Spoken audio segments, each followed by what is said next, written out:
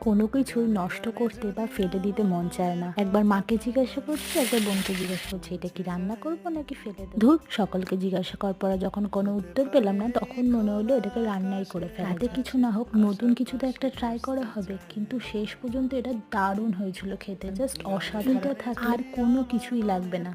তো আজকে বানিয়েছি আমি চিংড়ির পায়ের রেসিপিটা। তো কিভাবে বানালাম চলো তোমাদের সাথে শেয়ার করি। প্রথমে পাগুলোকে এরকম ছোট ছোট করে কেটে নিয়েছি, তারপরে ডুমো ডুমো করে কেটে রাখা আলু তেলে ভেজে নিয়ে সেই তেলে নুন হলুদ মাখিয়ে রাখা পাগুলোকে ভেজে তুলে নিয়েছি। তারপর তেলে দিয়ে দিয়েছি জিরে ফোড়ন, তারপর দিয়েছি থেতো করে রাখা রসুন, টমেটো কুচি, পেঁয়াজ কুচি, একটু নাড়াচাড়া করে নিয়ে সমস্ত মশলা দিয়ে দিয়েছি। মশলা দিয়ে খুব ভালোভাবে কষিয়ে নেওয়ার পর দিয়ে দিয়েছি ভেজে রাখা পা আর আলুগুলোকে। তারপর অল্প অল্প জল দিয়ে আবার একবার কষিয়ে নিয়ে উপর থেকে দিয়ে দিয়েছি সামান্য গরম জল, আর উপর থেকে দিয়েছি গরম মশলা গুঁড়ো। কিছুক্ষণের জন্য ঢেকে রাখতে হবে। তৈরি আমাদের চিংড়ি মাছের এই পায়ের রেসিপিটা।